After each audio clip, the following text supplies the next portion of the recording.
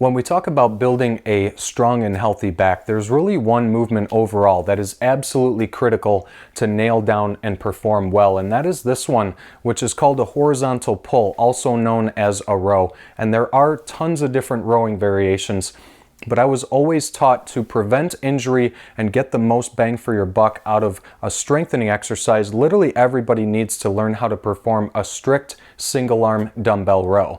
If you think about it, a lot of our daily activities, whether it be life or sport, requires us to pull a heavy object away and towards the body. So there's one good reason to do it. Number two is the stronger your back is, the more we're able to get into a better or maintain an upright postural position.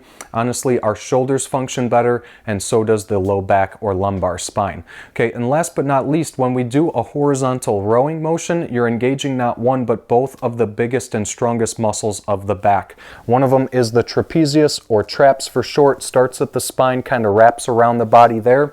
Second one being the latissimus dorsi, starts underneath the armpit and runs down and attaches into the hip bone as well. Okay, so for starters, for setup, all we need is a light to moderate dumbbell, and make sure you have a bench, a kitchen chair, or even a kitchen table to perform your setup position here.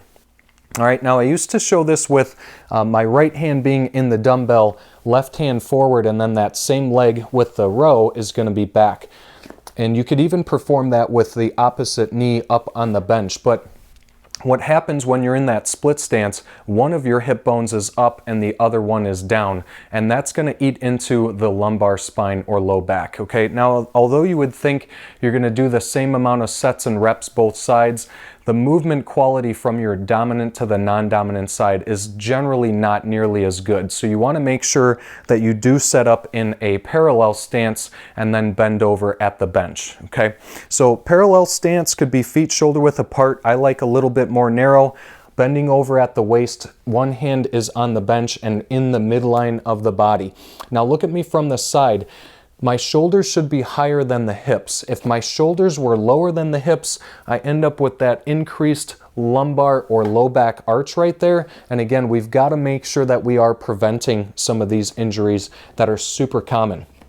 Okay, so once I grab the dumbbell, if I keep it down at my side and simply pull the arm back, there's a lot of us that have such weak muscles in the shoulder and the neck that this happens. So the shoulder elevates, and then we end up creating more fuel to the fire for shoulder and neck dysfunction. So one way we can combat that is bring that weight slightly forward, even tapping the bench. When you pull it back, it should be more of a sawing motion anyways, as opposed to just thinking about bending the elbow. When you bend the elbow, you're really just engaging the bicep, the muscle in the front of the arm. So by performing more of a sawing motion, you're again getting more into the biggest muscles of the back. Okay. So again, when I pull that dumbbell back, I want to actually start with squeezing the shoulder blade first, and that's going to engage the rhomboids, the smaller stabilizers between the shoulder blades. So again, think about shoulder and back health, and then perform that arm pulling back. Now look at where the elbow is. It can be either equal to the spine or slightly past it. Hold it for a split second and then slowly lower it back down. Make sure that you do release the shoulder blade squeeze, but just don't over rotate. That is again going to eat up into the shoulders or the back.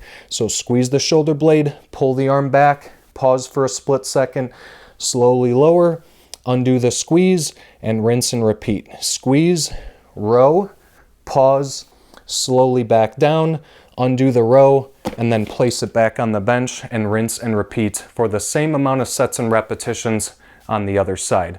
Okay, if you have any type of discomfort or pain, make sure you reach out to me right away. Happy to help. Otherwise, keep on getting stronger.